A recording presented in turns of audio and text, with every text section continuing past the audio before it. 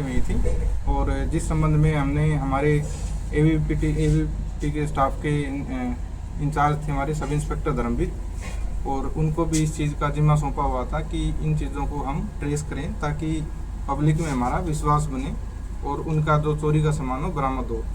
तो हमें काफ़ी टाइम से सूचना थी, टीम लगी हुई थी, अपने गुप्त सूत्रों से भी इनको टीमें थी और टेक्निकल सपोर्ट भी इन्होंने हासिल किया।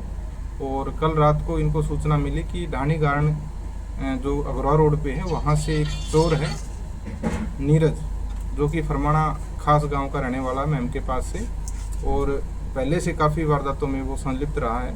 वो चोरी की मोटरसाइकिल और चोरी के आभूषणों के साथ अगरवा रोड से आ रहा है। तो इन्होंने अपनी टीम बनाई है, टीम बना के उसको रेड करके काबू किया।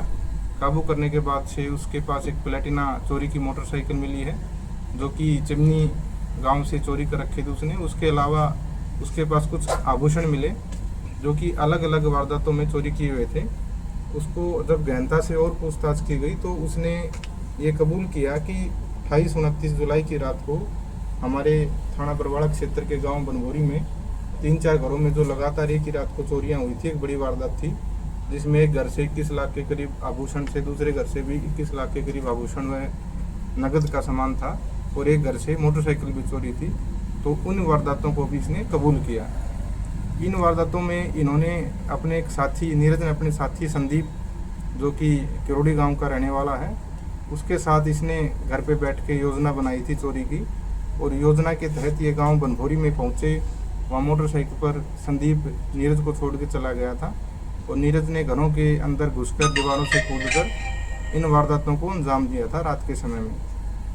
और उसके बाद आखिरी घर में वो मोटरसाइकिल चोरी करके सामान के साथ ये दोनों फरार हो गए थे। और इस घटना में जितना भी हमारा आभूषण थे चोरी के, बनभोरी वाली घटना में 21 लाख के करीब एक घर से थे, उसमें मोटे मोटे हमने बरामद कर लिए सोने के आभूषण। दूसरे घर से जो चोरी थी, तुषार और जोगिंदर के घर से जो अलग अलग चोरियां थी, उसके भी हमने आभूषण बरामद कर लिए हैं।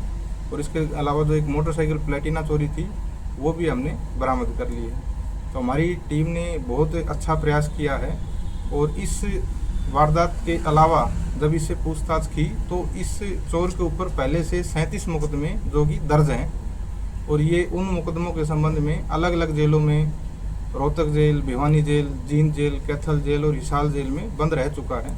और करीब 30 की वारदातों में ये सजा याफ्ता भी है। इस संबंध में भी हमारी जेल से रिकॉर्ड हम प्राप्त कर रहे हैं और आगे भी हम तफ्तीश अपनी जारी रखे हुए हैं। हमारी बनभोरी की 3 चोरियों की वारदातों के अलावा ये जेल से बाहर जुलाई में आया था, ये सुनारिया जेल से ये हमारा आरोपी है जो नवीन नीरज है। और सुनारिया जेल से बाहर आने के बाद इसने 21 जुलाई को बाहर आया था। उसके बाद इसने करीब 10 के करीब घटनाएं चोरियां की हैं, जिसमें कि अलग अलग फरमाना गांव से इसने अपने गांव से भी चोरी की, मकान से पैसे चोरी किए थे।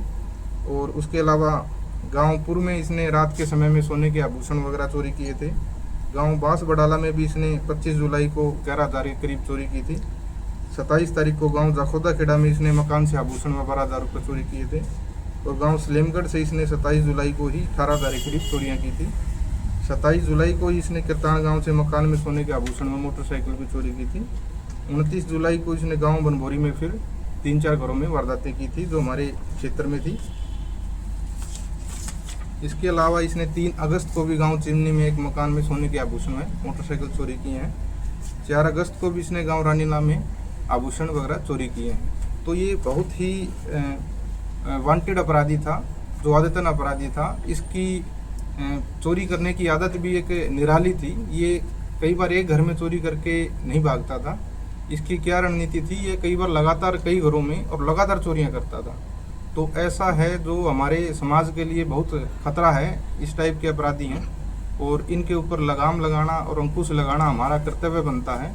और इसी वजह से हमने अपने उच्च अधिकारियों के दिशा निर्देश प्राप्त करके हमारे सब इंस्पेक्टर धर्मवीर के नेतृत्व में टीम बना के बहुत अच्छा ही काम किया है, और जिससे कि आगे होने वाली चोरियों में काफ़ी हद तक अब सुधार आएगा।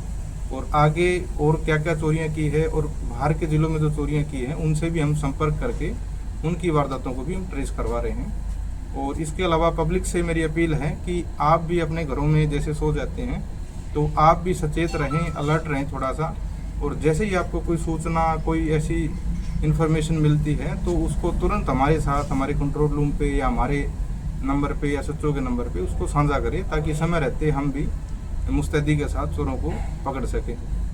Thank you.